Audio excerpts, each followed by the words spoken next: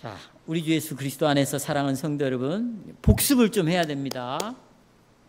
사주일에서 우리 인간이 죄로 말미암아 타락했죠? 그 타락의 결과는 하나님의 저주였습니다. 그리고 모든 인간은 지옥의 문턱에 다 서 있었어요. 그러니까 문턱을 넘어서면 지옥에 떨어지는 거죠. 이것이 우리의 신앙 고백이에요.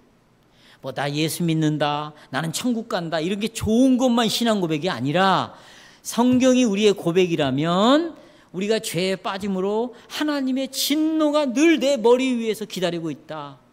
그리고 이 죄로 말미암아 지옥의 끝자락에 내가 지금 서 있다. 이것도 신앙 고백인 것이에요. 이걸 우리가 사주일에서 배웠어요. 그러면서 하나님께서는 우리에게 지옥에서 들려오는 소리를 듣게 했습니다. 믿음으로 그 소리를 들을 수 있어요. 지금도 들을 수 있어요. 지옥에 있는 사람들이 뭐라고 부르짖는가? 그 소리가 뭐냐? 이를 갈며 슬피 우는 소리가 지금 들리고 있다. 그리고 믿음을 가지고 있을 때 지옥이 어떤 것인지 가보지는 않았지만 눈으로 볼 수 있다고 성경이 말하고 있어요. 그것은 영원한 불이다. 불은 고통을 상징하는 거예요. 근데 고통이 어떻게 이루어지는가? 영원히 끊임없이 그 고통을 겪는 곳이 지옥인 것을 눈으로 보게 하셨다. 한마디로 지금 제가 여러분에 말씀드린 성경에서 말하는 지옥에 대한 묘사는 무엇을 지적하고 있는가? 우리의 죄와 비참함이 얼마나 큰가? 이것을 지금 우리에게 지시하고 손가락질로 한번 봐라. 네 죄와 비참함이 얼마나 큰가를 보여주고 있습니다.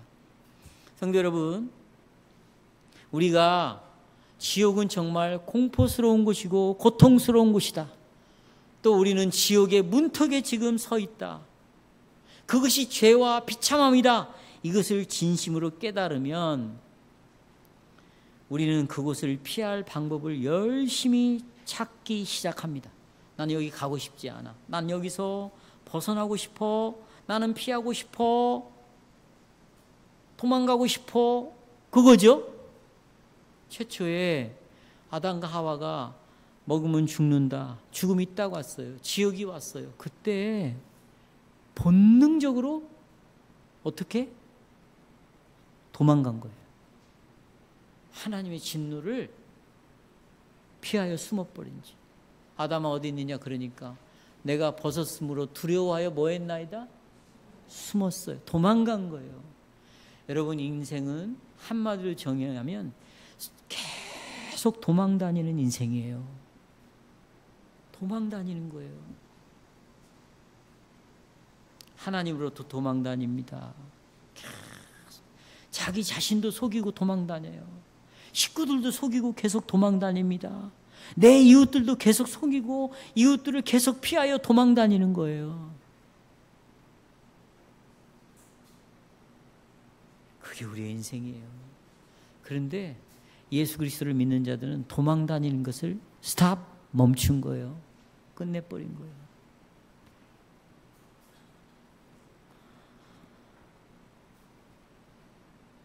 그런데 여러분 이렇게 도망가려고 하고 지옥에서 벗어나고 싶어 하지만 안타까운 것은 지옥을 피할 수가 없습니다. 왜냐하면 하나님의 공의는, 의로우신 하나님은 너 네 몸으로 죄를 지었지 않냐, 영혼으로 죄를 지었지 않냐, 그러니 네 몸과 영혼이 영원한 심판을 받아라. 공의로우신 하나님은 이걸 요구하고 있어요. 만약에 이것을 요구하지 않는다면 그때부터 하나님은 신이 될 수가 없는 겁니다. 우리가 뭐 얼마 전까지만 해도 이 검사, 재판관들에 대해서 뭐 수많은 말이 있었어요. 왜 그런 말들이, 오해되는 말들이 나옵니까? 그들이 정당하게 죄를 지었으면, 심판을 받게 한다면 그건 정말 올바른 재판관이 될 거예요. 그런데 이 나라는 어떤 일이냐면 힘의 권력에 의해서 올바른 재판을 내릴 수가 없는 나라가 되어버렸어요. 그래서 무전유죄, 유전무죄. 돈이 없으면 유죄를 받고 돈이 있으면 무죄를 받는다는 거죠. 공의로운 재판관이 없다는 거, 이 땅에는. 그러나 하나님은 그런 분이 아니에요. 네 몸과 영혼이 내 계명을 어겼느냐? 그러면 형벌을 받아라. 이걸 하나님이 요구하신다는 것입니다. 그래서 하나님께서는 범죄한 우리가 이 형벌을 받기 전에는 절대로 지옥에서 벗어나게 하지 않습니다. 지옥에서 벗어나고 싶으세요? 형벌을 받으시라는 거예요. 그래서 우리는 나타나는 현상이 있어요. 그래, 하나님이 이런 분이라면 내가 좀 하나님을 기쁘시게 해드리고 싶다. 이게 생기는 거예요, 이제 자동적으로. 이게 인간만 가질 수 있어요. 이게 기쁨을 기쁘게 해드려야 되겠다. 그리고 내가 하나님을 좀 만족시켜야 되겠다. 그러면 하나님의 마음이 좀 바꿔지지 않을까? 그래서 하나님을 기쁘시게 하려고 노력합니다. 만족을 시키려고 해요. 그런데 기쁘시게 하려고 하는 것들, 만족시키려고 하는 것들은 다 물질과 관련되어 있는 것들이에요. 한번 가만히 생각해 보세요. 뭐와 관련되어 있어요? 물질. 돈과 관련되어 있어요. 여러분, 부모가 언제 기뻐하고 언제 만족할까요? 네? 뭐 고기 사오는 거? 뭐 사오는 거? 아니에요. 돈이면 최고입니다. 현찰. 이런 말도 있잖아요. 그렇죠? 부모는 현찰 받으면 끝나는 거예요. 그런 생각을 하나님에 대해서도 할 수 있다고 생각을 하는 겁니다. 그러면 하나님이 기뻐하고 만족할 것이다. 그런데 내가 어떤 행동을 하고 어떤 노력을 해도 하나님을 기쁘시게 할 수 없어요. 만족시킬 수 없습니다. 대신에 우리는 날마다 죄를 증가시키는 거예요. 이번 주에도 내내 하나님의 앞에서 죄를 짓다가 여기로 왔습니다. 뭐 말씀드리지 않아도 여러분 다 아시잖아요. 그래서 우리는 죄가 날마다 증가해요. 마이너스 통장이 더 갚을 수 없는 마이너스 통장으로 내려가고 있는 거예요. 그 결과는 하나님께서 영원한 심판 속으로 우리를 밀어넣는 것밖에 없어요. 그래야 하나님이 정말로 하나님이 되는 거지. 그러므로 여러분과 저는 하나님 앞에 당당하게 설 수 없습니다. 누구도 하나님 앞에서 잘났다고 주장할 수가 없어요. 나는 그래도 의로운 사람이다 자랑할 수 없어요. 그래서 의인은 없나니 하나도 없다고 말해요. 우리가 이런 상황에서 하나님 앞에 보일 태도는 하나님이여 나를 불쌍히 여기소서 나는 뭡니다. 죄인입니다. 이게 4주일, 5주일, 2주일에 걸쳐서 설교한 내용이에요. 오늘 6주일에 이르렀습니다. 근데 6주일에는 이제 쨍하고 해가 뜨기 시작해요. 6주일의 핵심은 이겁니다. 하나님은 자비로우신 분이시다. 하나님은 어떤 분? 자비로우셔서 지옥의 공포로부터 우리를 피할 수 있게 만드셨다. 여러분, 우리가 지옥으로부터 벗어날 수 있는 것, 지옥으로부터 피할 수 있는 것은 내가 하나님 앞에 잘 보이기 때문에, 하나님을 만족시켜 드렸기 때문에, 하나님을 마음을 얼레고 달랬기 때문에 이루어지는 것이 아닙니다. 다시 말하면 우리의 노력이나 우리의 선행이나 우리의 말씀의 계명을 지킴으로 내가 지옥을 피할 수 있는 게 아니에요. 오직 지옥을 피할 수 있는 근거는 하나밖에 없는데, 하나님의 자비로우심이 우리를 지옥으로부터 벗어나게 하신 거예요. 기독교는 나에게 집착하고 나에게 집중하고 내 생각을 가지고 하는 게 기독교가 아니에요. 이건 불교라고 제가 말씀드렸잖아요. 여러분 절에 가보십시오. 명상을 해보십시오. 온통 자기 생각으로 가득 차 있어요. 제가 아주 오래전에,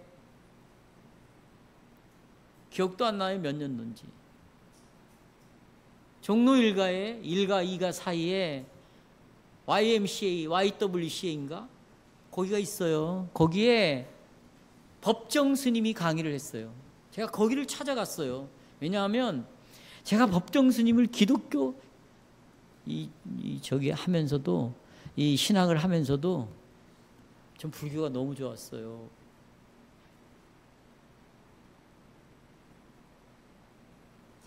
저는 제가 섬기고 있는 교회 장로님이 아버지 하나님 이렇게 떨리는 목소리 그러면 아이고 웃기고 있네.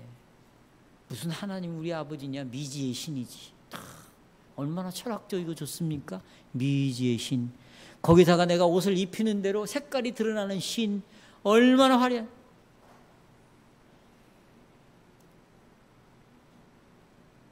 제가 이런 얘기를 하면 끝이 없어요. 그런데 법정 스님 이야기 좀 하고 싶어서 그래요. 그분이 무소유에 대해서 강의를 쭉 하시는데 기가 막히더라고. 그런데 내가 강의를 딱 마치고 무슨 생각이 들었냐면 저분은 무소유자가 아니다. 저분은 어마어마한 것을 소유하고 있는 사람이다. 저건 사기구나. 내가 그 생각을 했어. 그분은 물질적으로는 소유가 없다고 하지만 사상적으로는 너무나 자기 것을 많이 갖고 있었어요. 불교 가보세요. 온통 자기로 중독되어 있어요. 자기 것을 비워야 되고 자기 것을 포기해야 되고 자기 것을 내려놓아야 되고 자기 것을 어떻게 해야 되고 뭐 해야 되고 그러니까 온통 자기 것만 생각하는 거예요. 이게 기독교라고 생각하십니까 여러분? 기독교가? 우리의 기독교는요 희망이 나에게 있는 것이 아닙니다. 구원은 지옥으로 벗어나는 유일한 근거는 하나님의 자비하심에 있어요. 그러니까 기독교는 모두가 다 누구를 바라보는 것? 여호와를 바라보는 것. 불교는 누구나 다 누구를 바라보는 것? 나를 바라보는 것.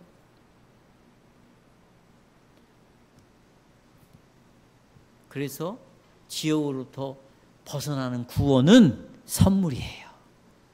선물 좋죠? 어디에서 준비하는 선물?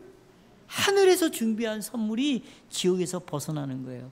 이것이 바로 하나님 베푸신 자비로우신 사역인 것입니다.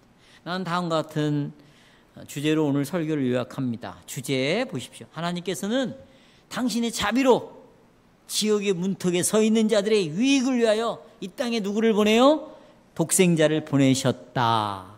이것만 외우고 있어도 여러분 우리는 정말 힘있게 살아갈 수 있어요. 자, 두 가지 말씀드립니다. 첫째, 독생자를 보내셨는데 하나님께서 보내신 독생자는 도대체 누구냐는 거예요. 누구냐? 예수님이 도대체 누굽니까? 자, 이게 18문에 나와 있어요. 보십시오. 18문. 참 이분은 하나님 보내신 그 독생자는 참 하나님이시고 동시에 참되고 의로운 사람이다. 그런데 이런 중보자가 누구냐? 그랬어요. 두 가지. 참 하나님이어야 되고 의로운 참 사람이어야 된다. 그런데 이런 분이 누구냐? 이렇게 물었어요. 답. 간단합니다. 간단해요. 우리 주 예수 그리스도. 설명할 것도 없어요. 우리 주 예수 그리스도. 그 다음에 쭉 내용이 나오는데 이것은 여러분 무슨 신학자들이 모여서 상상해가지고 예수님이 이런 분이다 여기다가 써놓은 게 아니에요. 성경을 그대로 옮겨놨어요. 이 신앙 고백은 성경을 그대로 옮겨놓은 내용을 고백서로 만든 거죠. 자 고린도전서 1장 30절 보세요. 그 답과 비교해 보세요. 너희는 하나님으로부터 나서 여러분과 저는 누구로 났어요? 하나님으로부터 나왔어요. 그리고 예수 안에 있다. 그러면서 예수는 하나님으로부터 나와서 그 예수는 우리의 뭐가 되고 지혜가 되신다. 예수님은 나의 뭐가 돼요? 의로움이 된다. 예수님은 나의 뭐가 돼요? 구원함이 되셨다. 이걸 그대로 예수 그리스도 그분은 이런 분이다라고 딱 고백을 성경을 그대로 옮겨놨어요. 자기가 잔머리를 굴리고 자기가 책상머리에 앉아갖고 연구를 해가지고 예수님은 이런 분이다 말한 것이 아니에요. 내가 체험을 통해서 예수님은 이런 분이셨어 이걸 말하는 것이 아니라 성경에 기록한 대로 우리에게 알려준 대로 예수님은 하나님 아버지로부터 오신 분이다. 예수를 보내신 분은 바로 하나님의 아버지이신데 예수를 보낸 분이 아버지신데 아버지가 보낸 이 아들은 구세주는 나의 뭐가 돼요? 지혜가 되신다. 나의 의로움이 되신다. 나의 거룩함이 되신다. 나의 구원이 되신다. 이렇게 고백을 하는 것이에요. 끝. 설명할 것도 없어요. 우리는 이걸 받아들이면 되는 겁니다. 보세요. 예수 그리스도는 사람들이 뽑아 세운 자가 아니에요. 선거해갖고 세운 분이 아니에요. 이분이었으면 좋겠다는 가능성을 실현한 분이 아니에요. 예수님은 하나님이 보내신 분입니다. 하나님으로부터 오셨어요. 이 사실이 뭔지를 뭘 깨닫게 하는지 알아요? 하나님이 아들을 보내신 이 사건은 하나님이 얼마나 자비로운 분인가, 이걸 우리에게 알려주는 거예요. 어떤 분? 자비로운 분. 여기에 복음의 깊이가 있는 거예요. 복음의 깊이. 그러면 여러분, 이 땅에 오시기 전에 하나님은 뭐 했을까요? 하늘에서 삼위 하나님과 함께 영광을 나누고 있었어요. 그래서 웨스트민 신앙고백서에 제1문이 뭡니까? 인간의 제일 되는 목적이 뭐냐? 하나님을 뭐하고? 왜? 하나님과 이 예수 그리스도는 하나님과 함께 영광을 누리고 있었기 때문에. 자, 보십시오. 하늘에서 영광 중에 아들은 뭘 하고 있는가? 여러분, 하나님은 한 분이죠. 하나님이 몇 분? 한 분. 잘 보세요. 한 분인데 이 한 분 안에는 세 위격이 있어요. 성부가 계시고 성자가 계시고 성령이 계시고, 하나인데 삼이고 삼인데 뭐예요? 세모 같은 네모, 동그라미 같은 세모 만들 수 있어요? 그러니까 이것은 이성으로 이해할 문제가 아니에요. 믿음으로 받아들여야 할 문제예요. 그런데 한 분이신데 삼위가 계셨어요. 자, 한 분, 잘 들어보세요. 한 분이시다. 이것은 분리될 수 없다 이 말이에요. 나눠질 수 없다, 쪼개질 수 없다, 헤어질 수 없다. 이분은 하나이시다 그 말이에요. 삼위, 이것은 구별된다 그런 뜻이에요. 아버지와 아들과 성령은 나눠질 수 없지만 뭐 할 수 있어요? 구별은 된다 그거예요.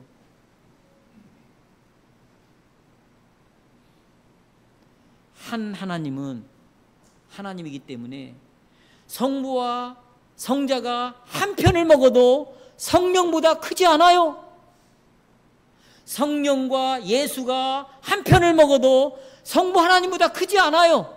왜? 하나님은 몇 분? 한 하나님이기 때문에 그 안에 삼위가 존재하고 있어요. 언제부터 계셨을까요? 영원 전부터 계셨어요. 그런데요, 예수님이 이 땅에 오셔가지고 내일이면 십자가에 죽어. 전날 밤이에요. 얼마나 기가 막힌 밤입니까? 배신당하는, 자기의 제자에게 배신당하는 그 밤에. 자, 요한복음 17장 5절 핸드아웃 보세요. 이렇게 기도를 했어요. 아버지여, 창세전에, 이 땅에 오기 만들어지기 전에 내가 아버지와 함께 영화를 가지고 있었습니다. 지금도 아버지와 함께 나를 뭐하게 해달라고 영화를 했어요. 예수님이 십자가에 죽기 전에 뭘 회상했어요? 세상이 만들어지기 전에, 영원 전에 나와 아버지가 어떤 방식으로 함께 있었는가? 아버지와 아들은 영광을 가지고 함께 있었어요. 함께 영광스러운 존재로 있었어요. 함께. 그런데 배반당하기 싫은 그 밤에 기도하실 때 예수님께서는, 그래, 내가 내일 죽더라도 난 오늘 즐겨야 되겠어. 나는 아버지와 함께 영광 중에 있었지. 그러니 아버지, 나하고 영광을 함께 나누고 영광을 즐깁시다. 이런 말을 한 게 아니에요. 무슨 말을 했냐? 그때 우리가 영광 중에 아버지 기억하시죠? 아버지가, 내가 아버지 안에 있었고 내 안에 아버지가 있었습니다. 예수님은 자기 존재를, 아버지를 떠나서는 한 번도 생각해 본 적이 없는 분이에요. 아버지도 아들을 벗어나서 한 번도 하나님 자신의 존재를 생각해 본 적이 없어요. 그런 것처럼 이들이 지금 예수, 자기 안에 있고 내가 이들 안에 있는데, 이들도 아버지와 내가 하나가 된 것처럼 하나가 되게 해주십시오. 이런 기도를 드렸어요. 자, 보십시오. 17장 21절. 아버지께서 내 안에, 내가 아버지 안에 있는 것 같이 저희도 어떻게 되게 해달라고? 하나가 되어서 우리 안에 삼위 성부 성자 성령 안에 있게 해주십시오. 삼위일체는 곧 우리와 직접 연결이 되는 거예요. 자, 그러면서 22, 23절에서 자, 영광 중에 성부와 성자와 성령이 하나가 되어가지고 뭘 했는가? 서로 사랑을 했어요. 영광 중에 뭐 했다고요? 서로 사랑을 했습니다. 따라서 사랑. 여러분, 삼위 하나님이 서로 아무 말도 안 하고 서로 이렇게 쳐다보고 그렇게 있지 않았어요. 적극적으로 아버지는 아들을 사랑하고 아들은 성령을 사랑하고 성령은 아버지를 사랑하고 서로 사랑 가운데 교제가 충만히 있었습니다. 그래서 예수님이 이 땅에 오셔서 세례를 받을 때 하늘에서 음성이 들리는데 이는 내 사랑하는 아들이요 그랬어요. 아버지가 아들에게 사랑을 고백했어요. 왜? 하늘에 있을 때도 사랑의 교제를 나눴습니다. 내가 너를 사랑한다 그랬어요. 사랑한다. 그리고 내가 기뻐하는 아들이다 그랬습니다. 이걸 반복해서 변화산상에서 제자들이 있는데 예수님을 향하여 내 사랑하는 아들이라고 하나님이 또 말씀하셨습니다. 그런데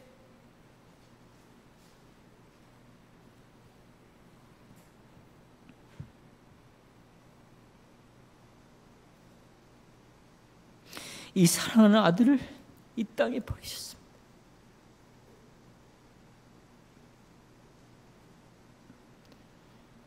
왜 아들은 천상에서 성부와 성령과 함께 영광스러운 사랑의 교제를 왜 나누지 않고 그 사랑을 포기하고 여기 오셨는가? 그것은 삼위 하나님 안에서 그렇게 하자고 결정을 하셨어요. 성부와 성자와 성령이 그렇게 하자고 결정을 하셨어요. 그러면 왜 그런 결정을 하셨을까요? 땅 위에 있는 인간들의 타락을 보았습니다. 이들이 스스로 범죄함으로 지옥의 자락에 떨어져가는 모습을 삼위 하나님은 지켜봤습니다. 하나님을 기쁘시게 해야 될 하나님의 형상대로 지음받은 이 하나님의 아들들이 범죄하는 모습을 봤습니다. 이런 인간의 죄와 비참함이 얼마나 우리에게 절망을 주는가를, 얼마나 그것이 지옥 같은가를 삼위 하나님이 지켜봤어요. 그것을 삼위 하나님은 견딜 수가 없었습니다. 이들이 두려워하는 모습을 견딜 수가 없어요. 그래서 하늘에 계신 아버지는 하늘에서 결정한 대로 아들을 보내셨습니다. 하나님과 영광, 하나님의 영광 가운데 사랑을 나누며 기쁨을 나누며 그 영광스러운 곳으로부터 이 땅으로 자기 아들을 보냈습니다. 아들이 하나님의 영광을 버리고 이 땅에 오는 것은 아버지와 아들 사이에 사이가 나빠져서 충돌이 있어서 이 세상에 오신 것이 아니라 아들이 이 땅에 나오신 것은 아버지와 아들이 함께 가지고 있었던 사랑 때문에 이 사랑은 아들이 아버지를 사랑하고 아들이 아들을 사랑할 뿐만 아니라 이 사랑은 자기 형상대로 지음받은 자기 백성을 동일하게 사랑을 했어요. 그런데 사랑을 받아야 할 인간이 타락을 하고 말았어요. 하나님의 진노의 대상이 되었어요. 심판의 대상이 되었어요. 그것을 견딜 수가 없었던 거예요. 그래서 이 사랑이 아들을 땅에 보내도록 아버지를 자극해버렸어요. 자극했어요. 아들의 사랑이 아버지의 사랑을 움직여서 아들을 이 땅에 보내셨어요. 그래서 여러분, 제가 아까 말했죠. 하나님의 자비가 어디서 나타났는가? 하나님이 아들을 보내셨다는 것이. 누가 보내요? 하나님의 아들을. 이것은 여러분, 아버지가 나를 보냈다. 이 말은 예수님의 말씀의 핵심 중에 핵심이에요. 요한복음에 예수님이 하신 말씀에 보면 아버지가 나를 보냈다는 말을 30번도 넘게 말씀하세요. 몇 번? 30번. 예. 그 내용을 좀 찾아보겠어요? 자, 요한복음 6장 26절. 아버지께서 아들을 보내시는 내용이 들어있어요. 26절 보세요. 이제 성경을 잘 집중해서 따라오시면 됩니다. 너희가 나를 찾는 것은 사람들이 막 예수님을 찾아다녀요. 왜? 목적이 뭔가? 표적. 아, 저 예수님은 표시판이야, 표시판. 뭐냐? 아, 저 예수를 믿으면 구원이다 라는 걸 보여주는 것인데, 그것 때문에 따라다니는 것이 아니고 먹을 것 주니까 배불러가지고 따라다녔다. 근데 실은 여러분, 우린 육신을 가져서 뭘 먹고 배불러야 우리 몸이 유지가 되죠. 그건 나쁜 게 아니에요. 그런데 그럼에도 불구하고 먹고 배부른 까닭에 예수님을 따르는 자들의 믿음을 이들을 꾸짖으신 이유가 뭔가? 27절에 나와 있어요. 그들이 따라다니는데 보세요. 썩을 양식을 위해서 따라다닌 거죠. 영생하도록 있는 양식을 위해서 따라다니라 그 말이죠. 여러분, 우리가 먹고 있는 양식, 여러분 만나 아시죠? 만나가 하룻밤 지나면 다 어떻게 돼? 다 썩어버리죠. 그 뭘 의미하는 거예요? 너희가 내가 주는 만나를 신뢰하면 안 된다. 나 여호와를 신뢰해라. 그래서 사람이 만나로 살아가는 것이 아니고 하나님으로 살아간다고 말하잖아요. 그렇죠? 여러분, 우리가 먹고 있는 양식은요, 시간이 지나면 다 썩습니다. 그런데 이 양식을 굶지 않고 살겠다고 목숨을 바치다가 죽어버려요. 이것 때문에, 썩을 양식 때문에 잠도 안 자. 불면증 걸려. 정신과 치료약을 먹어야 돼. 그럴 정도로 우리가 스트레스를 받아요. 저도 먹어봤으니까 알아요, 여러분. 고등학교 때 먹어봤어요, 저는. 여러분, 썩을 양식을 위해서. 그러니까 양식이 썩은과 동시에 그걸 따라다니는 나도 어떻게 돼? 썩어 없어지는 거예요.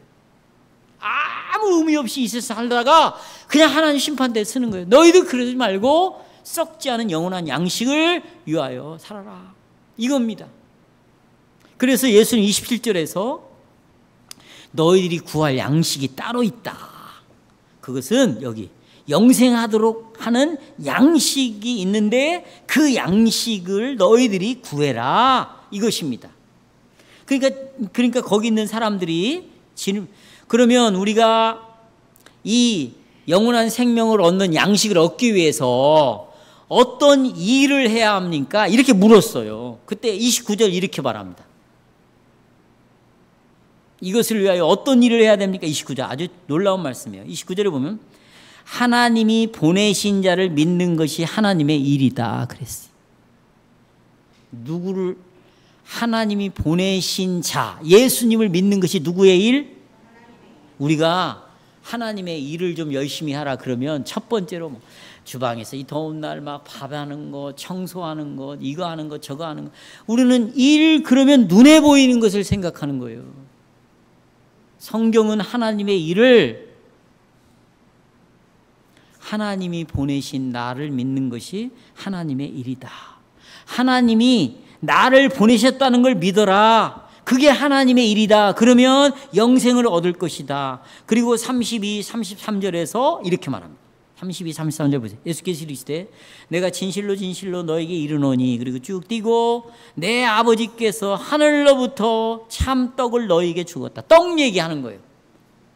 이 떡이 어디로부터 와요? 하늘로부터 왔어요. 그래서 하나님의 떡은 하늘로부터 와가지고 너희들에게 생명을 준다. 예수께서 말씀하시기를 나의 아버지께서 너에게 떡을 주셨다. 떡, 빵. 근데 이 빵은 하늘로부터 왔다. 이 하나님의 떡은 하늘로부터 내려온 떡이다. 그런데 이 떡이 35절 누구냐? 누구라고 해요? 내가 뭐다? 생명의 떡이다. 그래요. 내가 생명의 떡이다. 하나님이 나를 떡으로 보냈다. 내가 생명의 떡이다. 그럼 38절 이하에 쭉 보세요. 내가 하늘로 내려온 것은, 하나님이 나를 보내신 것은 내 뜻을 행하려는 것이 아니다. 나를 보낸 분의 뜻을 행하러 왔다. 그러면 나를 보내신 그 하나님의 뜻은 뭐냐? 하나님의 뜻, 여러분 그렇게 하나님의 뜻이 뭔지 알고 싶어 그러죠? 하나님의 뜻은 아들을 보고 그를 믿는 자는 뭘 얻는 거예요? 영생을 얻는 것이 하나님의 뜻이에요. 이게 하나님의 일이고 이것이 아들을 보내신 이유입니다. 예수님은 하나님의 뜻을 이 땅에 이루려고 왔어요. 그래서 하나님께서는 예수님, 당신이 보내신 분을 통하여, 예수님을 통하여 지옥의 문턱에 있는 자들에게 생명을 주시기를 원했어요. 그래서 요한복음 3장 16절 다 같이요. 시작. 하나님이 세상을 이처럼 사랑하사 독생자를 보내셨으니 이는 누구든지 이는 저를 믿는 자마다 뭘 얻는 거예요? 영생을 얻어요. 왜 그러면 하나님은 독생자를 주셨어요? 하나님이 세상을 이처럼 모아사, 이 땅에 계시기 전에 영원전부터 아버지와 아들은 뭐하고 지냈다고 그랬어요? 사랑을 하고 지냈어요. 사랑을 하고. 하나님께서 극진히 사랑하는 그 아들을 이 땅에 보내신 것은 문턱에 있는 지옥의 끝자락에 있는 자들에 대한 긍휼, 너무너무 불쌍한 거지. 내가 이렇게 만들지 않았는데 마귀의 꾀임에 빠져가지고 자기 눈에 보이는 대로 선악과가 먹음직하고 보암직하고 지혜스럽게 할 만큼 탐스러워서 하나님의 말씀에 순종해야 될 자가, 하나님의 형상을 따라 하나님의 말씀을 따라가야 될 자가 피조물인, 하나님이 아닌 하나님이 만든 피조물인 뱀의 말을 따라서 불순종의 길을 가고 말았다는 것이 너무나 불쌍하고 안타까웠던 것이지. 그래서 아들을 보내신 거죠. 그래서 하나님의 아들이 하나님의 영광과 아버지를 다 떠나서 이 땅에 오셨어요. 이 땅에 오셨는데 보세요. 오셨는데 십자가를 지시기 전에 이 아들이 생각한 것이 뭐냐면, 내가 이 땅에 오기 전에 어떻게 하나님하고 있었지? 한 하나님으로 있었구나. 내가 뭘로 있었어요? 한 하나님. 성부도 하나님, 성자도 하나님, 성령도 뭐 분리될 수 없는 하나님으로 있었다. 그걸 딱 생각하는 거예요. 그래, 나는 육신의 몸을 입고 왔지만 나는 뭐다? 하나님이다. 나는 참 하나님이야. 그것을 회상을 시키는 거죠. 왜? 아까 우리가 고백에 나온 것처럼 여러분, 하나님의 진노와 심판은요, 인간, 또 어떤 강력한 동물이라 할지라도, 어떤 강력한 쇳덩어리라 할지라도, 강력한 태양이라 할지라도, 행성이라 할지라도 하나님의 심판 앞에 모두가 깨어지게 돼 있어요. 감당할 수가 없어요. 오직 하나님만이 하나님의 심판을 견뎌낼 수가 있는 거예요. 그래서 당신이 하나님이라는 걸 밝힙니다. 왜? 그렇게 해야 하나님의 진노를 버텨낼 수 있으니까. 그런데 이 땅에 오시는 모습은 연약한 인간의 본성을 가지고 오셨어요. 사람으로 오셨어요. 배고파요, 병들어요, 여러분이 겪는 거 다 갖고 있는 사람으로 오셨어요. 그것이 누구의 뜻? 하나님의 작정이었어요. 하나님이시면서 사람으로 오셨어요. 그래서 신육문답 보세요. 신육문답. 하나님의 의는 죄를 지은 인간의 본성이, 사람이 죄를 지었으면 사람이 죄값을 치르기를 하나님이 원해요. 누구든지. 그런데 누구든지 죄를 지은 사람은 자기 죄값을 해결할 수도 없고 다른 사람의 죄값을 해결할 수가 없어요. 그러니까 이 참 사람은 죄가 있어야 돼, 없어야 돼? 없어야 되니까 의로운 분이라 그 말이죠. 그러니까 인간으로 오셨지만 우리와는 다른 인간, 죄가 없으셔요. 죄를 지을 수도 없어요. 그러니 여러분, 이분만이 보세요, 재판장 앞에 딱 가서 인간들이 죄를 지은 죄값을 인간의 모습으로 들어가는 거예요. 심판대 앞에 예수가 딱 들어가는 거예요. 죄 없는 인간으로. 그리고 이 죄값을 죄 없는 인간이 담당을 하시는 거예요. 담당은 인간으로는 할 수가 없어요. 그러니까 신성의 능력으로 인간으로서 이 죄값을 담당합니다. 우리는 하나님께서 이 지옥의 문턱에 있는 자들에게 자기가 아끼시는 사랑하는 독생자를 주셨다는 이 사실에 우리는 놀랍니다. 이 아들을 주셨다는 사실에 우리는 내가 가지고 있는 모든 인간적인 사랑을 내려놓을 수 있게 됩니다. 이 하나님의 아들을 통해서 보여준 이 사랑만이 영원한 사랑이고 변하지 않는 사랑이고 진리의 사랑이라는 것 앞에 우리는 사랑이 뭔가를 여기서 배우고 알고 이 사랑이 내 안에 있음을 인하여 이제 다른 사람을 사랑하기 시작하는 것입니다. 우리는 그의 은혜를 입은 거예요. 하나님 아버지는요, 자신의 위로나 하나님 자신의 위로나 하나님 자신에 대한 행복을 생각해 본 적이 없어요. 성부 하나님은 지옥의 문턱에 서 있는 죄인들에 대한 큰 불쌍함에 사로잡혀 있었어요. 그래서 당신의 독생자를 값없이 이 죄인들과 함께 살라고 이 땅에 내보냈고, 이 귀한 아들은 십자가에 매달려서 하나님의 진노를 쏟아붓는 거지. 모든 죄값을 감당하는 거예요. 그런데 십자가에 달려있을 3시간 동안에 6시부터 9시부터 12시까지 3시간 동안에 예수님이 이렇게 말합니다. 아들이, 나의 아버지, 나의 아버지, 어찌하여 나를 버리십니까? 한 번도 나눠져 본 적이 없는 아버지와 아들, 한 번도 분리된 적이 없는 아버지와 아들, 한 번도 헤어져 있어 본 적이 없는 아버지와 아들이 3시간 동안 완전히 분리가 되는 거예요. 이건 지옥이에요. 이걸 지옥이라고 말하는 거예요. 내가 죄값으로 지옥에 떨어져야 될 내가 나를 대신해서 내 자리에 오셔서 나를 대신해서 지옥으로 떨어지는데 아버지로부터 버림을 당하는 3시간이 이루어지는 거예요.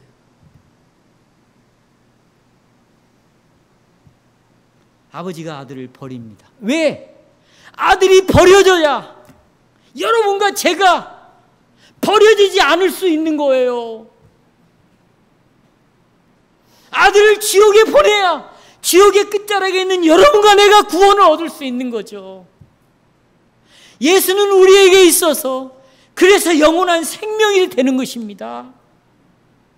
이분을 떠나서는 단 초도 분도 우리는 천국을 생각할 수가 없는 거예요.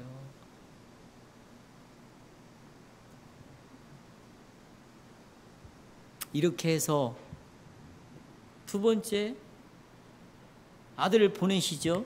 이런 아들을. 이유가 뭐예요? 3가지입니다. 간단히 말씀드릴게요. 첫째로, 이건 너무 중요합니다. 아들을 보낸 것은 하나님을 알리기 위해서 오셨어요. 누구를 알리기 위해서? 자, 거기 19문 답 보세요. 제일 먼저 하나님을 알리신 것은 낙원에서 알렸습니다. 에덴 동산에서. 하나님이 어떤 분인가? 어떻게 알리셨죠? 타락한 죄 가운데 죄로 인하여 죽음 가운데 있는 인간에게 창세기 3장 15절에 여자의 후손이 뱀, 사단의 머리를 그냥 박살을 낼 것이다. 이렇게 약속을 해주셨어요. 여기에서 하나님이 어떤 분인가? 아, 우리를 사랑해서 구원하시기를 원하시는 분이구나. 이 사실을 알려줬어요. 또 보세요. 족장들에게 하나님이 어떤 분인가를 알려줬어요. 족장은요, 아브라함, 그 다음에 이삭, 그 다음에 누구? 야곱을 족장이라고 그래요. 여러분, 아브라함을 성경을 읽어보시잖아요. 하나님이 어떤 분인가를 알려주는 거예요. 아브라함이 대단한 것이 아니고 하나님이 어떤 분인가, 이삭을 통해서, 야곱을 통해서 알려주십니다. 그리고 보세요. 이스라엘 백성들이 이제 여러분 애굽 땅으로 먹고 살려고 들어가죠. 거기서 많은 인구가 불어납니다. 근데 거기서 딱 애굽의 왕 누구죠? 바로가 참 종으로 삼아버리죠. 그리고 거기서 나옵니다. 그리고 나와서 시내산에서 보세요. 시내산에서 하나님이 10가지 계명을 주실 뿐만 아니라 성막이라는 율법을 주십니다. 이 성막을 통해서 하나님이 우리에게 어떤 하나님을 알려주냐면 내가 너희들의 죄를 용서하는 방법을 알려주겠다. 그것은 짐승을 잡아라. 그리고 짐승의 대신 죽음으로 그 피값으로 말미암아 너희들의 죄가 용서될 것이다. 지옥의 문턱에 있는 너희들이 용서를 받을 것이다. 제사 제도를 통해서 알려주고, 이 제사 제도를 통하여 백성들은 짐승이 죽음으로, 내 대신 죽음으로 우리가 죄가 용서가 되는구나. 그런데 이것은, 이 짐승의 죽음은 앞으로 오실 하나님의 아들이, 메시아가 이렇게 짐승처럼 또 죽고 또 죽고 또 죽는 것이 아니라, 짐승이 죽는 것이 아니라 하나님의 아들이 죽음으로 우리의 죄가 영원히 해결되는 길을 보여주시고 있구나. 그리고 그리스도를 보게 함으로 하나님이 어떤 분인가를 계속해서 알려주셨어요. 그러다가 에덴 동산에서 알려줘, 족장들에게 알려줘, 시내산에서 율법을 통하여 알려줘, 짐승을 잡음으로 알려줘. 그런데 이제 이 모든 것들이 가리키는 예수님이 이 땅에 딱 오시는 거예요. 이제는 물건을 통해서 알려주는 게 아니에요. 법계, 무슨 성전, 에덴 동산 이런 게 아니에요. 하나님이 직접 오시는 거예요. 그래가지고 하나님께서는 이 아들을 통해서 고의적으로 불순종하고 하나님을 대항하는 이 반역자들을, 이 아들을 통하여 어떻게 구원을 시키는가를, 아들의 죽으심을 통하여 하나님이 어떤 분인가를 다 보여주는 것이에요. 다 보여주는 거예요. 자, 요한복음 1장 18절 보세요. 중요한 말씀이 나옵니다. 같이 읽어볼까요? 큰 소리로 시작. 본래 요한복음 1장 18절 없어요? 왜 이걸 안 넣었을까? 자, 여러분, 하나님께서, 예수님께서 하나님이 누구신가를 우리에게 알리기 위해서 예수님을 보냈어요. 그래서 이제 예수님이 하나님을 보여주시는데 어떻게 보여주시는가? 당신을 보내신 아버지의 뜻에 순종을 하는 거예요. 이 아버지의 뜻 순종하는 것이 뭐냐? 십자가에서 죽는다 할지라도 아버지께서 요구하는 것을 순종하심으로 아버지가 어떤 분인가를 보여주는 거죠. 그러니까 예수님께서 세상에 다시면서 말씀하심으로, 행동으로 이렇게 보여주시다가 마침내는 십자가의 죽으심으로 아버지를, 하나님이 누구이신지를 다 보여주시는 거예요. 그런데 이 십자가에서 절정으로 드러나는 것이 뭐냐? 하나님은 정말 우리를 불쌍히 여기시는 분이고, 우리를 사랑하시는 분이고, 우리를 향하여 지금까지 인내하신 분이고, 기다리시는 분이고, 이 아들을 통하여 하나님의 모든 것이 다 들어있는 것이에요. 그런데 그렇다면 우리가 하나님이 어떤 분인가를 알려면 누구를 통해서 알 수 있습니까? 아들을 통해서만 알 수 있는데, 너무나 안타까운 것은 이 아들을 몰라도 너무나 우리들이 모르고 있어요. 아들을 모르니 아들을 통해서 보여주고자 하는 하나님도 모르는 거예요.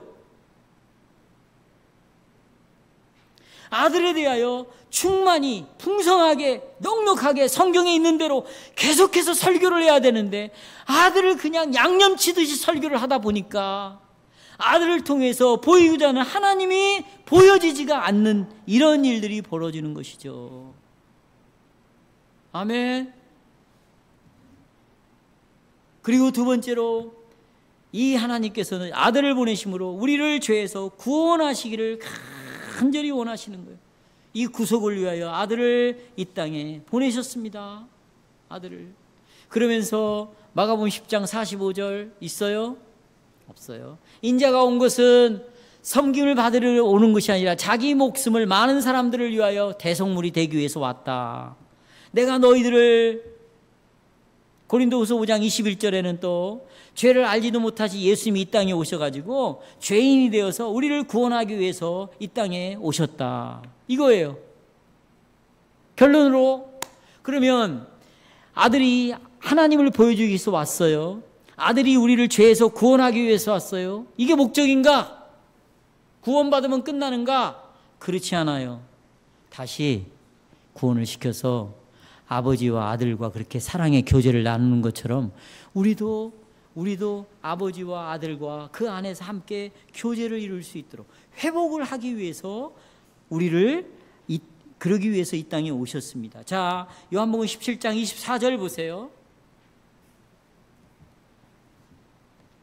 같이 읽어볼까요? 시작. 아버지여, 내게 주신 자도 나 있는 곳에 나와 함께 있어. 그러니까 하나님 아버지는 여러분들을 하나하나를 예수님에게 주었어요.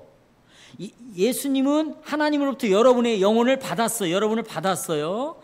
그래서 그 영혼들을 어떻게? 누구에게로 끌고 가요? 아버지께로 끌고 가는 거죠. 나와 함께 있어. 그 다음에 아버지, 같이 시작. 아버지께서 창세 전부터 나를 사랑하심으로 내게 주신 나의 영광을 그들도 어떻게 하려고? 자, 그러면 여러분, 예수님의 영광을 보게 하려고 우리를 회복시켰는데, 자, 예수님 죽으셨어요. 부활하셨어요. 그리고 승천하셔서 어디 계세요? 하늘 보좌 우편에 계세요. 거기는 하나님 아들의 영광이 있어요. 거기로 여러분을 데리고 가고 싶은 거예요. 그게 회복이죠. 그래서 우리의 시민권이 어디에 있다고 그래요? 하늘에 있다고 그러잖아요. 우리는 이 땅에 있지만 우리의 삶은 그 예수님이 가지고 있는 영광을 함께 누리면서 살아가는, 이게 여러분 마음에 와닿지 않아요? 너무 멀리 있는 것처럼 느껴지십니까?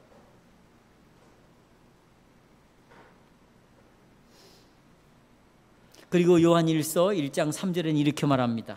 우리를 어떻게 회복시키냐면, 우리가 보고 들은 바를 너희도 전함은, 이 복음을 전한 이유는 너희로 우리와 사귐이 있게 하렵니다.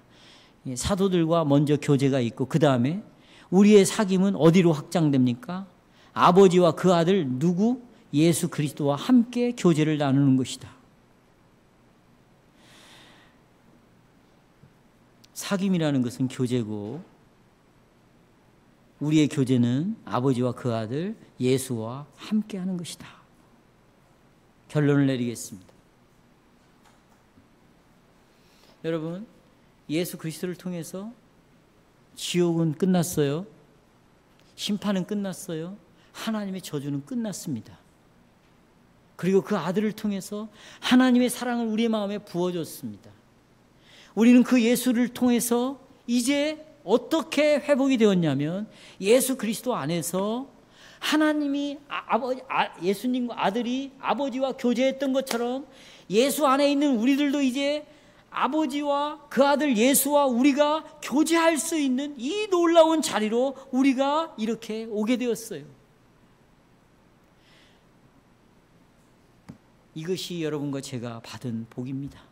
이 교제는 죽어서 아버지와 아들과 교제하는 것이 아니라 지금 살아있을 때, 내가 병들어 있을 때, 내 통장에 돈이 없어서 먹을 것 때문에 걱정하고 근심하는 그 순간에, 내가 한계에 이르렀을 때, 살고 싶지 않을 때, 내가 절망이라고 느껴질 때, 바로 그 순간에 여러분과 내가 바라봐야 할 것은 이 아들을 통하여 내가 회복이 되어 이제는 하나님이 내 아버지가 되었고, 나는 이 아버지가 교제를 하고, 아버지는 나에게 약속하신 모든 것을 필요를 채워주시겠다고 말씀하시고, 나는 이 아버지로부터 모든 걸 공급받아서 그리스도 안에서 아버지와 함께 교제를 나누고, 가난 가운데 있지만 부유하게 살아가고, 절망 가운데 있지만 소망 가운데 살아가고, 포기하고 싶지만 용기를 갖고 살아가는 그런 놀라운 능력의 삶이 이제부터 우리에게 복으로 주어졌으니, 이제 이 복을 누리시기를 주님의 이름으로 축복합니다.